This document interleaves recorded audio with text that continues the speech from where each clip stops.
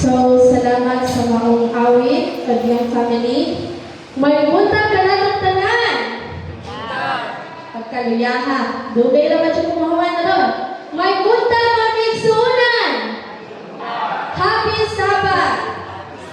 Nalipay ba mo maani ako mo dinhi? Miskan man na iningon nga bagyo, pero tanawa ang weather mga kaigsuunan, hayag pa sa tanang hayag. Wala dyan kitawag ng umuulan. Kay kung umuulan, lamay kayo katulog. Dili na makani sa simbahan. So, maayo din kaayo ang Ginoo kanon ay mga kaigsuunan. So ako, kay wala naman dyan may tangas ron. Ako naman dyan higayon.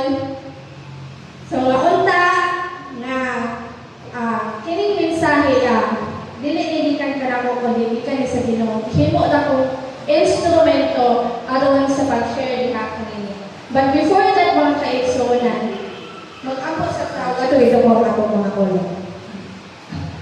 Amahan na mo nakasama kalangitan. Lord, kabalo mi nga dili kami perfecto. Pero Lord, kami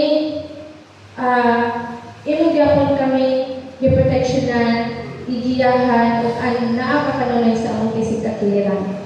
Kung maunta, na kini ang among mga kalikod-kod, ang among mga kabugat sa among mga kasing-kasing, maunta na among i-set aside, kung among unta, i-sentro ang imong pulong, kung maunta na among usap kini makabuhian, Lord. Salamat, tungkol kay ikaw, willing kanunay mo open sa imong arms, miskan man sa among pagkamakasalaan. Kabalumi na nakasala kami, diya sa imong atubangan, miskan sa among isip na tao. Pero Lord, tabangin kami, ayaw kami pasagdi, kung maunta na miskan man, naggutom na ang among mga tiyan, pero maunta mabusog kami sa imong pulong, Ginoo. Pasiluan kami sa kanunay, sa among mga sala, kundi mo kami napakis niya kanimo, pinitanan, amo lang mo ginasalig, kung ginatugyan niya kanimo, sa Jesus, bukto mo naluwas. Amen. So, pero mga kaigsuunan, mubalik ko sa pagkabata nga atong gitunan. So, sa una, di ba, o sa ganitong mga pag-elementary nato naman chutay kanang ato ko chutay sa eskwelahan, of course, unsa man ang ituglo ninyo sa mga maestra, pagkabata. Kantawon pa ganito nato. Yes, mga kaigsuunan. Mao dyan na, miskan pag wala pa tayo sa eskwelahan, baby pa ta, gito doon pa sa atong mga A, B, C, D, di ba? Pero, ang A, B, C, D, nato karong mga kaigsuunan, atong makakuha ta og lesson, usab, ato ni makabuhian.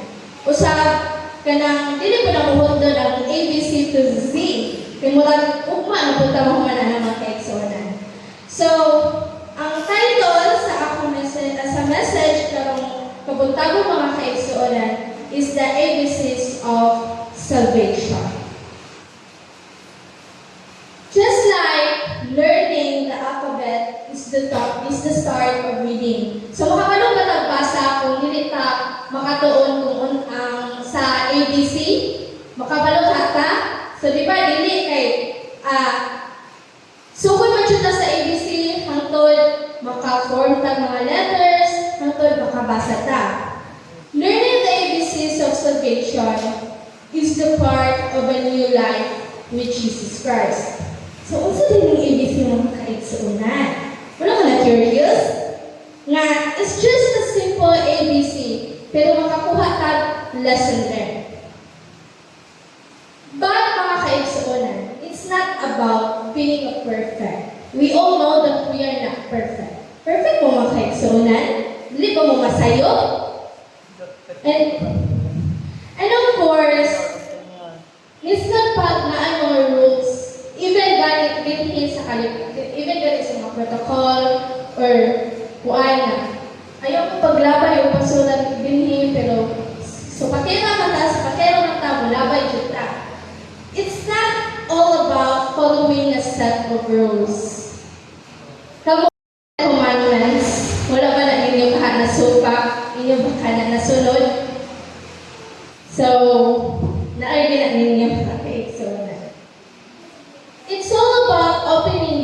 heart to God and letting Him transform your life. So, unta yun, maminaw mo karon mga kaigsuonan tungod kay nindot jud kaayo. So, ang ABCDI is, the A is admit, and the B is believe, and the C is confess. So, dili na bago na ito ng mga words mga kaigsuonan. Makasabot na ta kung unsa nang admit, believe, and confess. So first, admit. So diha sa Romans 3 verse 9, kung naman mga Biblia mga kaigsuonan, umalik ko ninyo sa pagbasa. Romans 3 verse 9.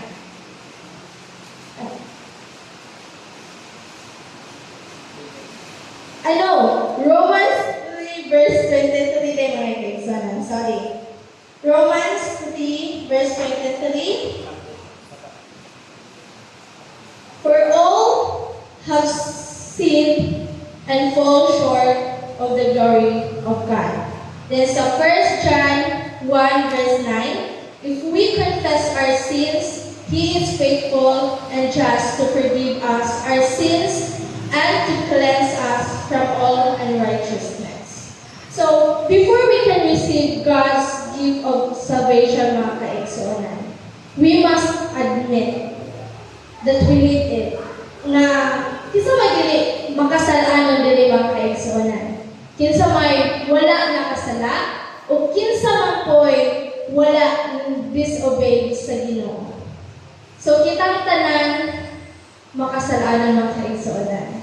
Kitang tanan nakasala. Why siguro gahapon nakasalata. O wa pa siguro bago pa lang tayo disobey sa Ginoo. Tingano man mga kaigsuonan. Ngano man makahimo tayong ana. Nga man disobey man ginatawang Ginoo. Ngano man lang. It's because mga kaigsuonan. Kasagaran, usahay, kuan. We choose our own way instead of His. Mas ato magutumanon ang atong kabubuton kaysa kabubuton sa Ginoo. Pero ang Ginoo mga kaigsuonan, dili ganahan nga permit na mag-guilty. Pero sa gud nang makasala ta, wala maka-feel ka, wala nag-guilty ko. Diba? Apan, ang Ginoo mga kaigsuonan, dili ganahan nga permit ka mag-guilty. Instead, muduol ka kaniya. He wants us to repent, which means turning away from sin and turning toward Him. Though, it's not easy mga kaigsuonan. Tungod kay tawhanon na ta. Dili sa yun na kining sala, dili na ito mabalik o sa kanang buha. Pero mga kaigsuonan, ang Ginoo na-adjud kanunay. Kaya when we admit our sins and ask for forgiveness, God welcomes us with open arms. So naman ko yung mga kaigsuonan no? Kita mga tawhanon, we forgive lagi, but we don't forget. Diba?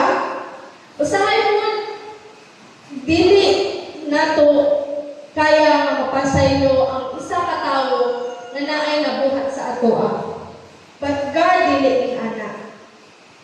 He doesn't condemn us. He cleanses us and gives us a fresh start.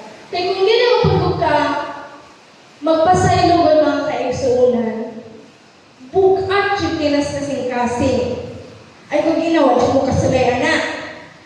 Kung hindi siya mo pasaylo sa isip katao ninyo, nakamoy peace of mind, nakamoy gaan sa inyong kasing-kasing diha. So we need to forgive man joy. And also, ang Ginoo, He forgive wholeheartedly. Dili pa rin nato, mapasayloon lang nato, tungod kay pasayloon lang nato, wala na okay. It's not like that, mga kaigsuonan. Admitting is not weakness. So, dili siya weakness. Instead, this is the first step to healing. You can fix what you don't face. Kaya kung imo na ko ng likay-likayan mga kaigsoon, kung dili mo na nimo i-face, or dili na nimo atubahon, you can fix mampod, dili mo na nimo maayo. But when you admit your sin, you open your heart for God's mercy to work in you. So we all need to do is admit that we are sinners. We are not perfect, mga kaigsoon. So next, believe. So in John 3:16, o sa may nangaiwan sa John 3:16.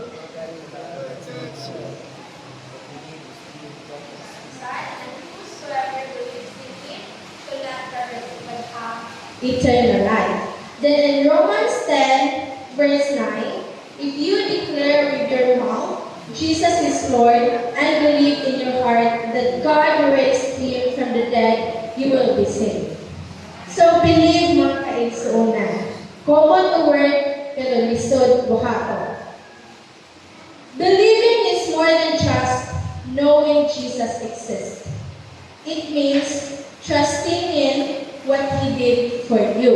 So sa mga kaigsuonan, mas musalig pa ta sa atong isip kaugalingon. Sa mga students there, labi na magtuon, makalimot ta, ug ampo. Bisan ako mga kaigsuonan, igo ko ana. Pero lately, ako dyan gina-practice. Nga dili ko dapat musalig sa akong kaugalingon, kundi usalig ko dapat sa Ginoo. Ato dyan isalig tanan sa Ginoo. Kaya siya man siya nakabalo. And of course, siya po ang pananglitan sa atong trabaho or sa inyong trabaho. Lagi nakakuan mo mga daghan kayong panalangin. Parawat kayo sa inyong isip kaugalingon. Kay natumo kamoy nakatuhaan na panalangin. Pero wata kabalo ang kaigsuonan. Ang Ginoo mao'y naghatag tanan nimo mga panalangin na inyong ipagtubot karon. Nakamoy makaon, nakamoy magasto, nakamoy mapalit kung wala ang Ginoo. So siguro wala ang kaigsuonan. Jesus died on the cross to pay for your sins and also mine. Sa ato mga sala. He took our punishment so we could be forgiven and free. When we believe in Jesus, we are saying, Lord, I trust you. Lord, I trust you everything. I believe you are the Son of God. I believe you died and rose again for me. So believing means putting your full faith in Jesus. So di naman po pwede yung mga kaigsuonan. Karon, especially sa Bado. We believe God. Tomorrow, we believe again ourselves. And the next day, believe na po ni God. Sunod na po, believe na po sa itong kagalingon. No, mga kaigsuonan. Dapat yun isalig yun na to sa kanunay sa Ginoo. Dili sa atong kaugalingon. Not in your good deeds, not in religion, but in His grace alone. Dili tungod kay Adventist ka o sa pang religion diha. Kundi ang grace po yun sa Ginoo. Salvation is not earned. It's a gift. So gift siya mga kaigsuonan. You just have to receive it by faith. So, dapat yun, isalig yun nato sa tanan sa Ginoo. Kung naamo mga pagsulay, mga kalipot-gog sa inyong kasing-kasing, nga murag ligog na kayo sa nauna kung unsaon, all you need to do, mga kaigsuonan, believe in God, kay malabyan o malabyan na nila ninyo. Kung salit na po sa Ginoo. So, mamaula po niya sa admin mga kaigsuonan. So, in Romans 10 verse 10 mga kaigsuonan, For with the heart man believeth unto righteousness, and with the mouth confession is made unto salvation. Then in Matthew 10, verse 32, whoever acknowledges me before others, I will also acknowledge before my Father in heaven. So to confess ng kaigsuonan means to speak out what you believe. To declare that Jesus is your Lord and Savior. And when you confess ang mga kaigsuonan sa imong faith, you are telling the world that you belong to Him. Murag, imo jud ka nang kuan ang imong kaugalingon nga naa ka ni Jesus Christ, wala pud ka sa pangkalibutan. Confession is a sign of courage and commitment. It shows that your heart has been changed and that you are ready to live for Jesus. So mga kaigsuonan, it's time for you to change. We all know, kada mga ipakita sa mga Ginoo, happy ka dyan siya mabalik. So, dili pa ulahi nga ikaw magbago. Dili pa ulahi nga mapainusanon ka, nga imo isunod si Jesus Christ, o imo usab i-confess ang tanan. Don't be afraid to confess your faith. Sangay pakloy-pakloy man dyan ang mga kaigsuonan, no? Di dyan ang malikayan, mga kaigsuonan. Let others see Jesus in your words. So, ato dyan malikamutan na makita dyan ang atong kahayag sa ubang tao. Ato dyan ipangayo sa Ginoo ba or ako sa Ginoo nga dili ta mahilayo pa niya kundi mas mupadulong ta kaniya. When you confess Him before others, Jesus promises to confess you before the Father.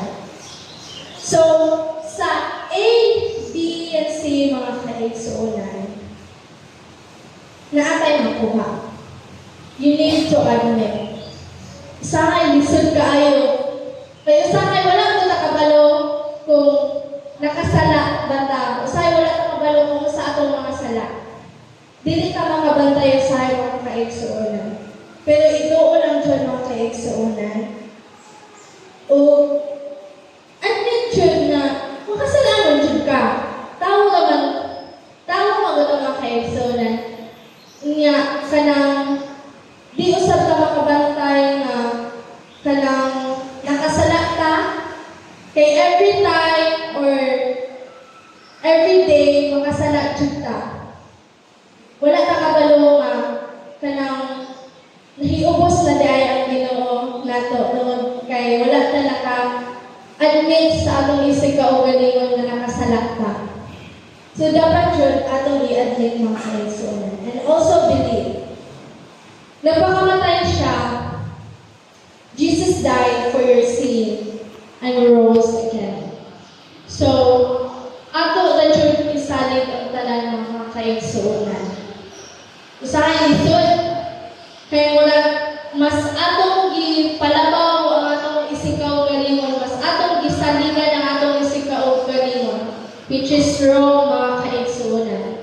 We need to believe God. Ato dyan isaling niya tanan, huwag kita kapalo, o siya naman dyan nakapalo ka na tanan. And also confess your faith in Him as Lord and Savior. So in 2 Corinthians 6 verse 2, nag-ingon,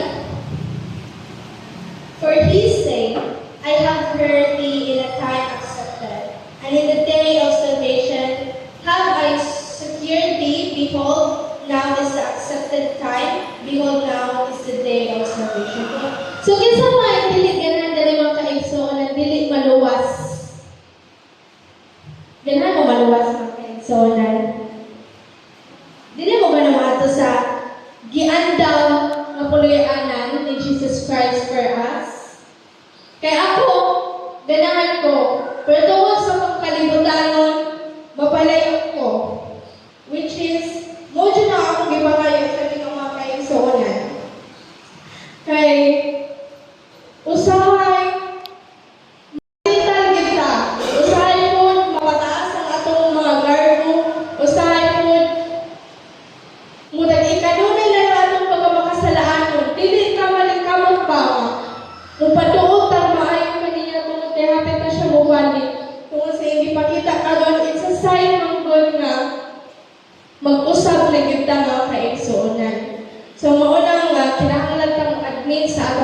wala. Kinahanglan ta mo salig kaniya tanan. Kinahanglan atong i-confess ang atong faith mga kaigsuonan. So kung kadong mga kaigsuonan, taphaw pa or kanang sitaw na dili pa wholeheartedly daw ka si Jesus Christ. Now is the perfect time mga kaigsuonan. Kung sa inyo mga kalikot-gut diha, kung sa inyo mga kapugat diha sa inyo kasi una dyan ang po, luhod, o na, and also kung naaway mga lalainan, mga maka-forgive mo, wholeheartedly, nga dili lang, basta-basta lang nagpasay mo ka.